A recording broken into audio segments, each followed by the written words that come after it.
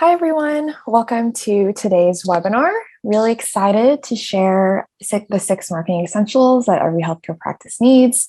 Definitely think you'll find the information incredibly helpful, especially to stay competitive in this increasingly consumerized healthcare industry. So let's get started. So my name is Pauline Ith, and I will be hosting today's webinar. I'm an account manager here at GMR Web Team, and we help practices around the US acquire and retain more patients by strengthening the three pillars of healthcare marketing success. So that includes having a stellar online reputation, building a loyal and satisfied patient base, and of course, maintaining a strong online presence. So let's go over today's agenda. So we'll go over the six essentials. So this includes critical website elements that every modern practice needs. Second, the importance of online listings, what it is and how to claim them. Third, we'll talk about measuring patient satisfaction and how that ties to creating a loyal and satisfied patient base. Fourth, online reputation management, and we'll talk about exactly how to generate more online reviews for your practice. Fifth, social media presence, so talk about importance of that and tips for your social media strategy. We'll also talk about text and email marketing, tips to execute, and some best practices. And lastly, we'll have a Q&A at the end. So if you have any comments, please leave them in the question and answer box. I'll pick a few to answer at the end. And if there's a lot, I'll make sure to get the answers via email to you guys. At any point, if you miss anything in the webinar, don't worry, we'll send a recording after it has finished within one business day. So let's get started. So first, we'll start off with website essentials. So I always say that anyone can make a website, but is it functional? Does it look great? Is it mobile friendly? And most importantly, does it actually help you acquire more patients and grow your practice? So that's something you want to keep in mind when building your website. So I want to talk about some of the essentials here. So again, like I said, anyone can build a website, but more often than not, I find that a lot of practices I talk to aren't fully leveraging what their website can potentially do. So first thing, you want to make sure your website is mobile friendly and responsive. So why is that? We find that more than 60% of online searches originate from mobile devices. So many practices don't have their websites properly optimized for mobile, and that means you're losing out on those who are using just their mobile devices to find a provider near them. Second thing, you want to make sure your website is indexed by Google. So what does that mean? Essentially means that your website is actually found when people search for it on Google and other search engines. And how to test this yourself, just Google your practice's name and see what comes up. Your website should be coming up first and foremost. I've had clients where when we Google their site, I couldn't find it. The only way I could get to their website was typing the URL, the website URL directly into the search bar, or finding it just via social media or their Yelp listing or their Google business profile. So you want to make sure it actually shows up in Google search. Third, load time. So you want to make sure your website loads fast. From research, 1 in 4 website visitors will abandon a website if it takes longer than 4 seconds to load. Makes sense. People are not going to wait minutes for your site to load and to get the info they need. They'll just go to someone else if it takes too long to load, right? So this results in your website not getting in front of those ideal patients and getting those appointments in. Fourth, you want to make it easy for patients to contact you. So this seems self-explanatory, but you'd be surprised how many websites don't have some kind of form, some kind of call to action telling them to schedule an appointment or a phone call button. Again, depending on your patient base, the volume of practice, you might need different call to actions, but most small practices, they definitely need a phone number and a form for people to book an appointment or a link to their online scheduler. So you want to make sure people can actually reach you and they're not just reading information about you. So you can see here, this is a mobile version of a website. But let me show you exactly what a desktop version looks like. So you can see here, we use a very clean design for one of our dentists in Scottsdale, Arizona. We drew the colors from our logo. Again, it's nothing too garish. It's very clean, it's very simple. And we make it very clear of how patients can call or request an appointment, right? So you can see here, request a dental appointment, request an appointment, We have a call button up there. We also have the navigation bar clearly laid out. You don't want stuff too messy, too many fonts going on, too many images. Again, that not only affects the user experience, but it affects the load time and can affect, how many patients are actually going to come through and book an appointment. You can also see here where it's optimized for our ideal keywords. So we want to get more patients for cosmetic and family dentistry. So we mentioned, hey, we're a cosmetic and family dentist here in Scottsdale, Arizona. So throughout the website, we make sure we strategically use those keywords to ensure our clients getting ranked, and we make sure the coding is up to Google standards. So that's critical when you're looking to build a new website or looking to upgrade your current one right now. So keep those things in mind. So let's talk about online listings. This is not something most practices typically are aware of, but I just want to explain exactly what it is, right? So online listings are essentially online entries for your business. So it can be any type of business, including healthcare practices. Think of it as an online phone book. It provides information such as your practice name, your address, your phone number, hours of operation, your URL, your website URL, and more info to prospective patients. So example listing sites include Google Business. I know a lot of my clients and a lot of practices I talk to are very familiar with that. And it also includes Yelp. Facebook is also considered a listing site, and same thing with Healthgrades and WebMD. And there's so many listing sites out there that you could claim, but some of the ones I just mentioned right now are the top ones that are a must-have. So let's talk about exactly why listings matter. So without any listings, it's going to be difficult for patients to find information about you and also for search engines to recognize you. It helps you get found locally. Search engine, again, they factor in a lot of things, but definitely listings are one of the most important because it allows them to identify, okay, where's a business in proximity to the user's search?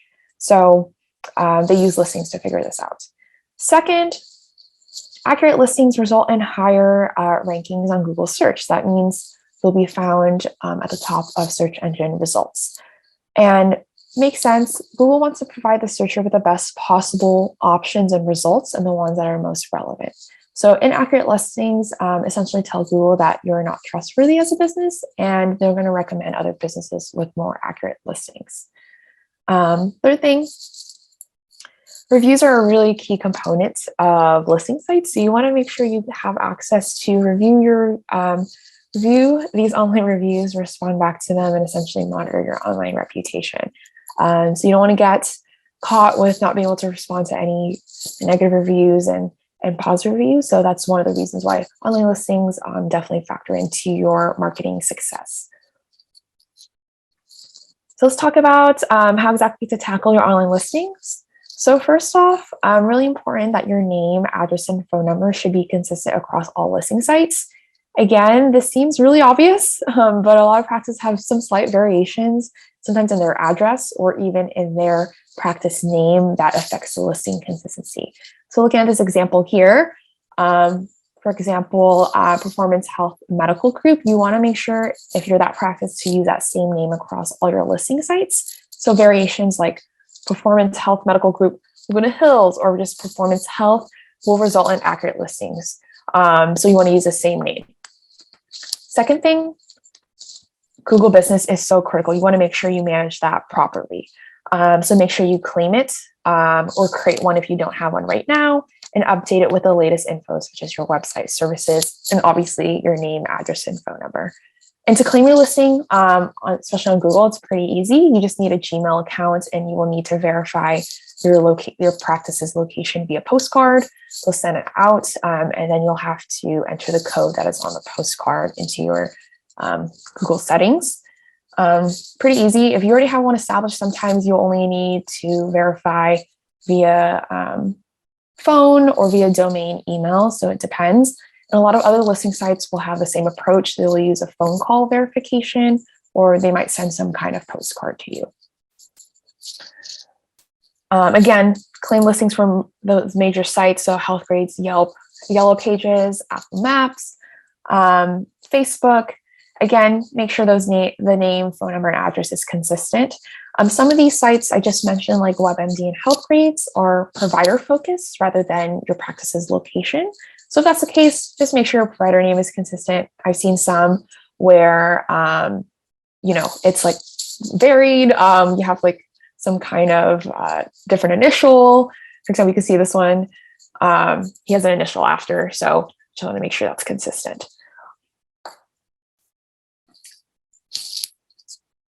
So fourth, you want to make sure you use the appropriate keywords in your business description and select the right category for your business. So this is really critical for a lot of review sites. Like I said, they'll usually request that you write a short description about your business. So this is where you'll want to create something that is succinct and has your targeted keywords. So for example, if you're an urgent care business, you can write that, hey, I'm an urgent care located in X city. And you can mention, what services you provide, such as flu shots, COVID testing, pediatric urgent care, and whatnot. And some of these listings will also ask you to place your business in a certain category, like I mentioned. So it could be anything from healthcare to family physician to urgent care, et cetera. So just pick one that is the most accurate. So for example, if you're a gastroenterologist, don't pick doctor if gastroenterologist is available in the drop-down menu. So I always find that a lot of practices make this mistake, because if you're just a general doctor, they won't know what your specialty is. You could be family medicine, you could be a cardiologist. No one knows. So make sure you're listed under the appropriate category. So that's with online listings. So let's talk about patient satisfaction. A lot of people don't think this is critical to your marketing strategy, but it's directly related to patient loyalty, your retention rates, your referral efforts, and of course, your online reputation. So let's dive into a little bit more of that. So many people focus on acquisition, which is great, but they often forget about retention. And satisfaction is definitely critical to higher retention rates, as you can learn how to improve patient experience by monitoring patient satisfaction, right? And better patient experiences result in more referrals for you, positive word of mouth, and lower attrition rates. In addition to that, monitoring satisfaction will allow you to catch issues before they're really affecting your patient base and online reputation. Unhappy patients, again, are not going to be recommending you. They're going to be leaving negative reviews. So you want to make sure you catch any issues before they become recurring patterns and you end up losing patients. Again, like I touched upon, highly satisfied patients result in more loyal patients. So of course, when you monitor satisfaction, have a set process of doing so, patients will know that you care and say, hey, of course I wouldn't go to another doctor, Dr. Smith is always listening to what I have to say about the practice in my appointment. So responding to any feedback you get on surveys is really key, as patients will definitely see the effort you're putting in and be more likely to stay with your practice. Again, more loyal patients result in more referrals. So I want to share our process for measuring patient satisfaction. My general guideline, I think that having a automated measurable process is so key. You could just ask patients verbally, but having a way to measure and track changes or trends and responses is so much more efficient. We use the NPS format, which is Net Promoter Score format. Since it's an easy one-question survey, it's definitely what we recommend for most practices, but of course, I know every practice is different. I want to share more about the NPS process and the benefits of it. So with the NPS process, we just ask, like I said, a one-question survey if patients would recommend the practice to a friend or family member. And from there, patients can select a rating and provide the feedback in a comment box. And the advantage of this is that we can measure the rating score. So what are they scoring out of 10? And of course, with any negative feedback and negative scores, we can send it to the practice manager and say, hey, this is who's unhappy. And it allows practices to do the following, such as, reach out to patients personally, see what went wrong, and have an opportunity to retain the patient. And of course, just learn more about what went wrong and how you can fix it for next time. And a lot of practices I talk to don't have a process like this.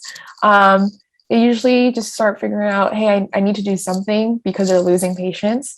Again, this is about being proactive, right? Especially when you're starting to grow a lot more. This is when patient experience issues can fall by the wayside, and you might have some issues retaining patients, right?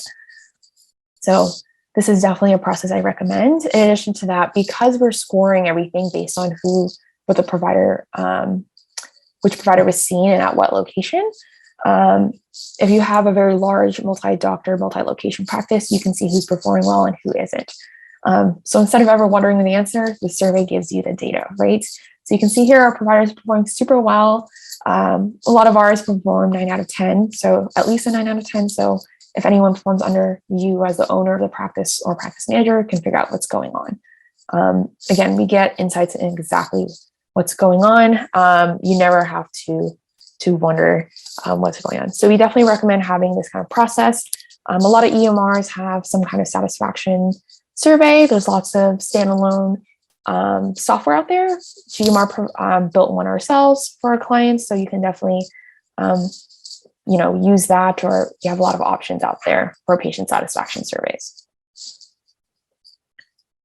So let's talk about online reputation management now as another essential. Compared to when I first started at GMR, a lot of practices were not doing anything in regards to reviews or reputation back then, 3 or 4 years ago.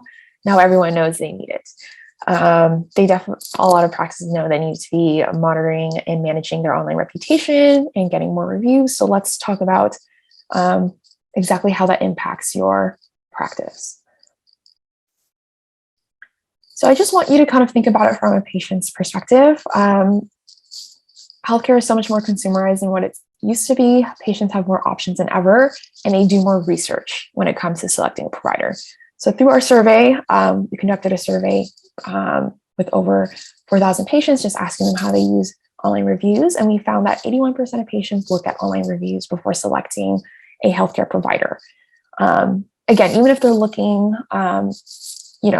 at a doctor from a referral, they're still going to be looking at your online reviews. So think about it from the patient's perspective. Would you be hesitant to choose a provider with poor reviews? I think you would be. You'd be having second thoughts of choosing them. So that's how reviews impact how patients perceive you online. And second thing too to consider is that Google actually factors your online reviews into your rankings. They used to not do this, but it's something they definitely do now. It's impacting reviews or rankings more than ever before. And again, Google's going to prefer showing someone with more positive reputation. Again, this isn't, they always factor a lot of other things, but you can imagine they're not going to want to recommend someone with bad reviews if they have a choice. So keep that in mind. So let's talk about generating more online reviews and how you can do so. So first, managing your online reputation is just as important as generating reviews. So you want to make sure you actually monitor your online reviews. A lot of providers kind of aren't aware of what's going on with their online reviews. So you want to make sure that's why you want to claim your listings, sign up for the notifications for your reviews, and be proactive in checking your online reviews. Again, with a system like GMR's, we're able to send notifications of it, but plenty of review sites, they still provide notification regardless. So make sure you monitor your online reviews. Second thing, responding to reviews is definitely part of your online reputation. Respond to all reviews regardless if it's positive or negative. And your review responses or lack of, can definitely influence how patients perceive you. Poorly written responses will result in, patients thinking you're unprofessional, you're not caring. Responses that are more accepting of responsibility and offer ways you're improving have a positive impact on how patients perceive you. So keep that in mind. And let's talk about a review solicitation process. So this is definitely key to your success. You can't expect happy patients to write a review. They often need a push. And negative reviews are often a lot more prevalent just because unhappy patients are ready to write those. So this results in a lot of practices having underrepresented online reputations compared to their satisfaction scores. Again, like I mentioned, a lot of our providers are scoring 9 out of 10, but their reviews don't typically reflect that initially until we start a review solicitation process. So one of the things I recommend if you don't want to sign up for an online reputation management platform is to at least use QR codes, and they're easy to create online. Many people are used to them from COVID-19, and you can just set it up to link to your Google or HealthGuide's profile, etc. And then patients can just scan it after their appointment and leave the review. You can also print out on QR codes or flyers in the office and have them leave reviews that way. But I really do recommend just making it easy to leave a review. And that's why I usually say, hey, you should have some kind of online reputation managed platform, because it takes a lot of the workload off of you and your staff. So let me go over exactly how that works for us. So you can see here, after a patient has been seen, we usually send out a text or email, usually after the practice closes, because that's when we find the best response rate. And from there, the patients can rate 0 through 10. Again, this is in combination with our patient satisfaction survey process. So killing two birds with one stone here. And based on what the patient responds, 0 through 10, they'll get a different prompt. So obviously, if they rate negatively, then we ask them for their feedback, and then the practice gets notified. If they rate positively, then we ask them to still leave their feedback, and then we make it easy for them to copy and paste that into wherever they want to leave a review. So it could be Google, Facebook, Health Grades, and we have plenty of options where patients can select from, and the practice can customize to what they need. So this is our process. It's really simple. Again, we make it really easy for patients to leave a review. They don't have to hunt and find your listing. We give the patients the listing right then and there. So that's for a review process. I still want to mention too some guidelines and kind of standards for your online review profile. So based on that survey I mentioned, we found that a lot of patients will not look at you if you don't have at least a 4-star rating. So make sure you maintain that. And then have at least 10 reviews across all your review sites. Of course, the more reviews, the better. So continue to grow that. And then you also find that recency matters a lot.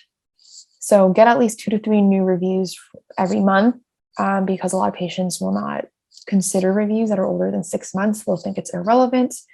And you can only imagine if you had good reviews from 2 years ago and no one's leaving reviews now, they're kind of wondering, hey, why aren't they leaving new reviews right now? So again, that recency definitely matters. And again, I really want to emphasize to get listed on all the major review websites, and make sure you have access and you have control over those. Perfect. So let's talk about social media. I get a lot of questions on this.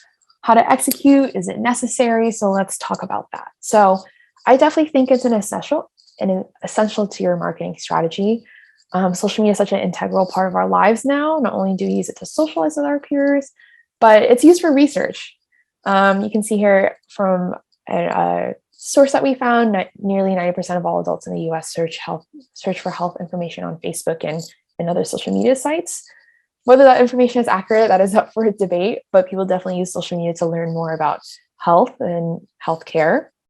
And we also found that 32% of millennials took proactive action in regards to their health based on the info they consume on social media. So social media can be a great prompt to grow your brand awareness and also potentially get some more patients.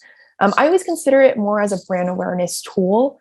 It allows you to position yourself as a leader in your specialty. You provide great information to patients in terms of patient education. Again, it's all part of your brand. I always say make sure you have at least profiles and you're posting somewhat regularly, because then, someone is doing their due diligence and research. They want to see everything that you have online, right? So let's talk about exact tips, because I know that's of interest. So what should you post and how often should you post? So I don't think you need to make excessive posts. If you're doing 3 to 4 posts per day, it's pretty excessive. I always say aim to 1 to 3 times per week. Again, I think quality over quantity is what matters here. You don't want to spam people with information about you. You want to be very strategic. I also think you should share a lot of educational content. Post, fun facts about certain conditions or health tips. Preventive health tips are so great. Letting people know, hey, you need to come in for a screening this many times a year. What does an irregular, potentially cancerous mole look like? Those are tips you can give out if you're a dermatologist. So, think about the questions that patients ask you, and you can incorporate that into your social media posts. Second thing, post what's going on in the office. That's definitely something patients really like to see and engage with. Are you having an annual holiday party? Is it a staff member's birthday? Do you have a employee of the month? Post information about your practice that's outside of just medical things. Patients love to see it. So you can see one of my clients here. They're posting about team dinners. their Christmas COVID party. So definitely mention that. I always say keep the post really simple. Don't overload with too much text, and keep it on theme with what your brand is. So if you're using blues in your website, don't start using pinks in your social media posts. It might be a little bit odd. So don't overdo it and get too fancy. Keep it really simple. Another thing you can consider too are videos to create more engagement. Algorithms now on social media really love that. Again, you don't have to post every day a video, but if you're doing a certain procedure on a client, or you're doing a video just saying, hey, these are some tips I have about cancer prevention screenings or about annual physicals, record that quick video. It can be no more than 60 seconds and you can post it on social media.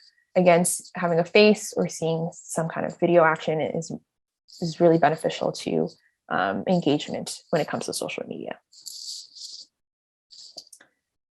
Now let's talk about text and email marketing. I think this is one of the great tools to get more information about your practices to your current patients. Benefits of text messages that they have such a high open rate, right? So if you want to make sure patients see your message, text is one of the best options. Email definitely is still a great asset, but I like to use that for longer messages in terms of another avenue for communication. Again, it's a great way to send notices, updates, promos about things you have going on. If you have a new service, if you have a new provider, again, it markets your practice in a way that increases patient engagement and keeps your practice top of mind. So just some text marketing tips. Biggest tip I have is do not overwhelm patients with texts. Talk to a lot of practices where they want to send out a text every week. I think that's a little bit overboard. It's a surefire way to get people to unsubscribe to text messages, which is what you don't want. Again, just make sure your patients opt in for text and they don't want to be bothered too much. So I would suggest sending max 2 per month. And again, you want to be strategic with what you send out because you don't want to make the text too long. If it's more than 300 characters, just send an email instead. You want to keep the text short and sweet, make it clear what information you're providing and what you want them to do. If it's to schedule an appointment, provide a link for that. If you want them to call, provide the phone number. As far as content, I think it's really good to send reminders about preventive screenings, for example, updates on COVID-19 or importance of flu shots, for example. So think about what are routine things your patients need to do and send out text for that. Or for example, if you're an aesthetic practice and you have a certain promotion on fillers or Botox, text is a great way to just get that information out. And then you can link to a page on your website with more information. Again, keeping it simple and not overwhelming is one of the best ways to do text marketing. You don't want to annoy patients. So email marketing. I think every practice should have a monthly newsletter. I think it's a great way to educate patients and let them know what's going on in your practice and also to keep you top of mind. As far as content, I recommend that 70% of it should be informational and patient education focused, and while 30% is more promotional. So for example, as far as informational content, talk about preventive health, your latest blogs, what's news that is relevant to your practice. So for example, if there's a new COVID-19 variant, providing information about that and recommendations about what patients should do. And then 30% should be promotional things such as, if you're a dentist and offering a teeth whitening special, that should be mentioned just once in your email. Don't mention it too many times. If you want to send out like a promotional email on its own, that's also totally okay to do. I just wouldn't send it too close to, for example, a monthly email. I would give it at least a week in between just so to not annoy patients and lead them to unsubscribe. That's the last thing you want. Remember, you're not an e-commerce business, so patients don't expect or want one email per day from you. And again, I don't think most practices have that much information to send out to warrant an email being sent out every single day. No one wants to feel like you're constantly selling something at your practice. Last thing is just to make sure patients are actually opting in for emails. A lot of practices I've talked to, they already do this anyways during the new patient registration process. But just keep in mind, if anyone didn't want an email, let your staff know or let your marketing, agency know, hey, these people don't want to be subscribed, and we can make sure we unsubscribe for them. Again, we don't want to bother anyone. So yeah, that's kind of our tips here, our 6 marketing essentials. So now let's do some Q&A here.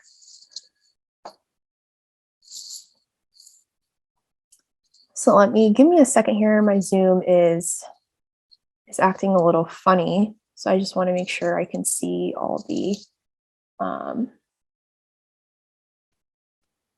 questions. So first question I have here, is there a website builder you recommend? Is Squarespace good, or should I be working with a web developer? So yeah, this is a good question.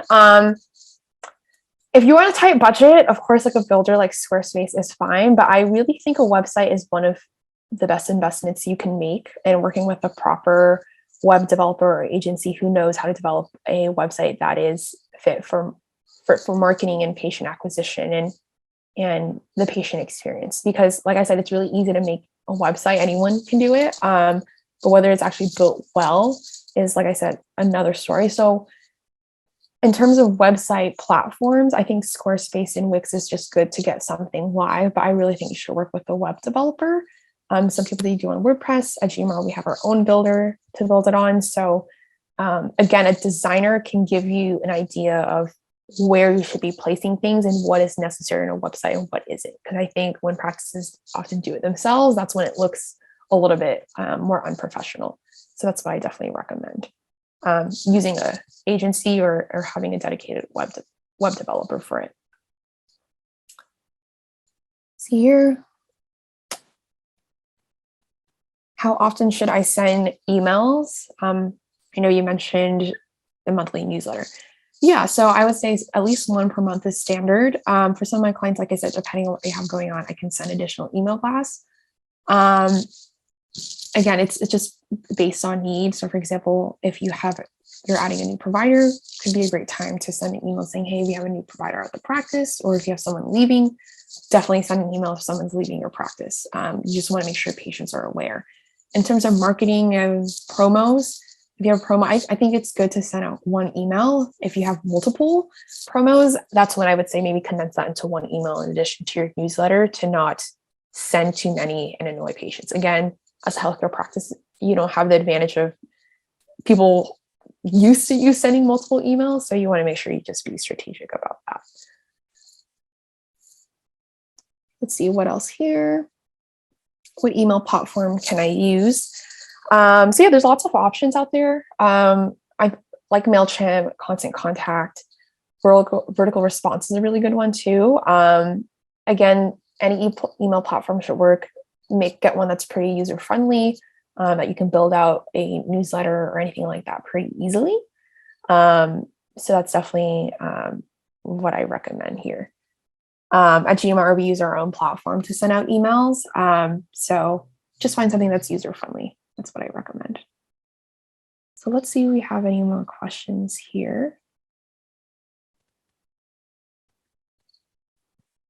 Okay, and I think that's all for questions. So yeah, I just want to say thank you for everyone for joining us on our webinar today. Thank you for spending about roughly 30 to 40 minutes of your time with me.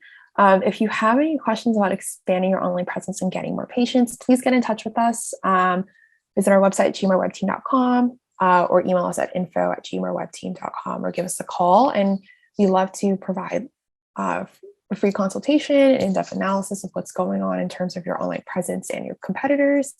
So please get in contact with us, if you have any questions. So thank you so much for joining us today.